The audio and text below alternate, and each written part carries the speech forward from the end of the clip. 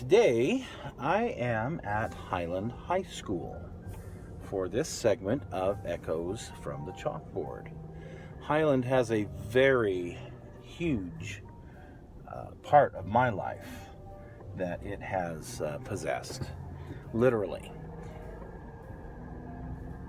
When this place was first built, my eldest sister was in the very first graduating class that went here.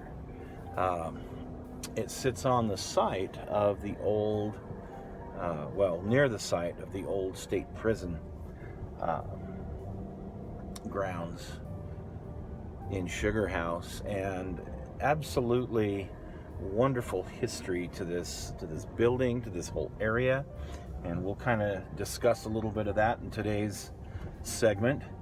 Few pictures, and unfortunately you'll get some of my memories too, because I went here as a student, and then eventually I, in my career, worked here a couple of times. The last time I worked here was as the head custodian of the building. So I got to know the building very intimately. Since then, since I promoted out of that position into a district supervisor, I still have the opportunity to come back quite often and inspect and work with the custodians here at Highland. So this is a very special place for me, and I would like to share with you some of my remembrances and the echoes of the chalkboard of Highland High School. So the old territorial penitentiary sat in what is now Sugar House Park. And as you can see by this overhead map here, that 2100 South is on the left side of this particular picture. Also in this picture you can see the entrance to the old prison is just west of 1400 East. You can see that on the extreme left of the picture. Another view of the Sugar House area with the prison at the far left top corner. Construction of a new high school began in 1956. A 29 1/3 acre lot was selected in the northeast area of the old prison grounds, close to 2100 South and 1700 East. The main building was to have 3 floors, and originally came in at 270,000 square feet. Several names were looked at for the new school. However, in the end, Highland High was selected. In these wonderful shots taken shortly after the building was finished, you can see how Highland originally looked. Originally, there was a permanent awning over the entranceways in the front of the building that went along the front sidewalk.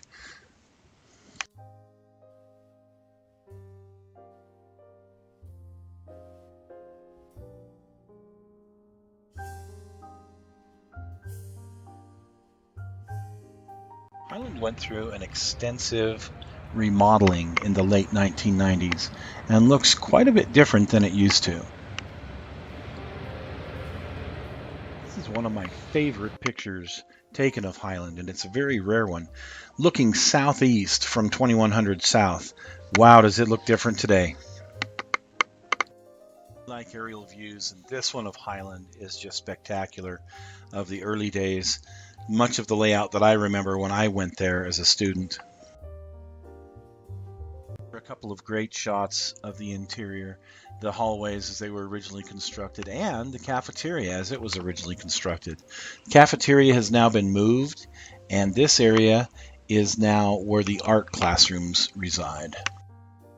One day when I was on an alarm call, I decided to stop and take a selfie with the ram. It has actually been moved from its original location about 20 yards west in the foyer. And here's just a snippet from my high school days. The Highland High Drag Racing Association, as we called ourselves. My buddies and I took this picture in the south parking lot. We used to spend a lot of time out there when we were really supposed to be in class. We'd throw football and whatnot out there. Here's Mark Miller's Demon, this little 6-cylinder Demon, and he had a lot of fun with that, or I should say we had a lot of fun with that in high school. And oh yes, my first car, the one we called Mervin's Miracle. This thing was pretty famous because of the flames on it. In this lovely picture, you can actually see back by the tennis courts and kind of that area of the cafeteria, but this is Dave Knopfsinger's Nova. He again spent a lot of time out there with us. Today, Highland High School looks a lot different than it used to when it was first built. After it underwent the retrofit in 1997, the awning was removed, as well as several other things that we will talk about in part 2. One of the unique stories I have from Highland happened back on June 19th of 2007. A tractor trailer that was coming down the canyon lost its brakes. The driver took the 2100 South exit and came all the way down 2100 till he got to 17th East when he ran into a red light. Unfortunately, his brakes still weren't operating properly. He was trying to find a place to bail out, but he collided with another vehicle before he was able to skid across the upper field, which is now used for soccer, and through several of the fences, coming to rest safely. There were some injuries, but nothing life-threatening, thank goodness.